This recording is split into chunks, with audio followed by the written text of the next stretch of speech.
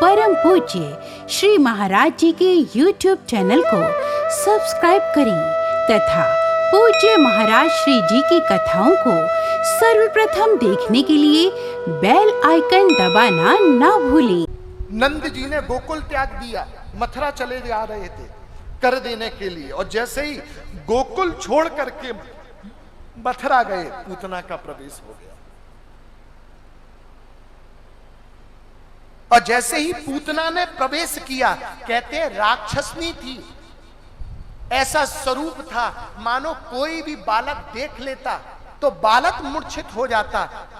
उसने सोचा नहीं, उसके अंदर भाव उद्दीत हुआ कि मैं तो इसी रूप में चलती हूं। कोई स्मृति में कोई उत्तर उसको प्राप्त नहीं हुआ कि मुझे ब्रज में कैसे जाना चाहिए। अरे नंदलाल के मैं दर्शन करने जा रही हूं, कोई विशेष श्रृंगार करूं। अरे उसकी बुद्धि ने काम करना बंद कर दिया, उसकी स्मृति ने काम करना बंद कर दिया।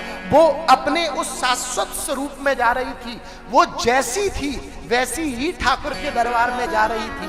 जैसे ही गोकुल पे उसका पहला उसका चरण स्पर्श हुआ, कहते हैं उस गोकुल की रज में इतनी शक्ति, ठाकुर जी के प्राकट्य से इतनी शक्ति उद्दीत हो चुकी थी कि उस रज की जितनी कांति थी उस पूतना के अंदर प्रवेश करी। और जो पूतना राक्षसनी थी, मानो स्वामिनी जी ने उसको अपना स्वरूप प्रदान कर दिया।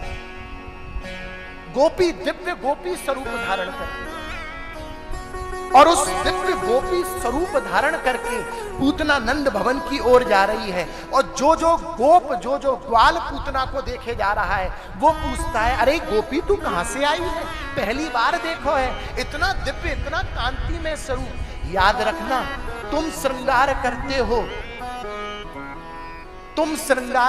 हो तो दुनिया रिझती है, और मेरा राधा रमण अगर तुम्हारा भाव का श्रृंगार करता है ना, तो दुनिया बनाने वाला ही रिझ जाता है।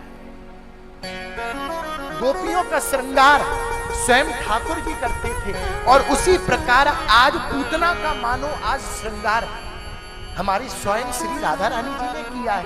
क्योंकि ये ब्रज जो है, संपूर्ण 84 कोस का ब्रज जो है, वो राधा रानी के प्रेम से सराबोर हो गया है।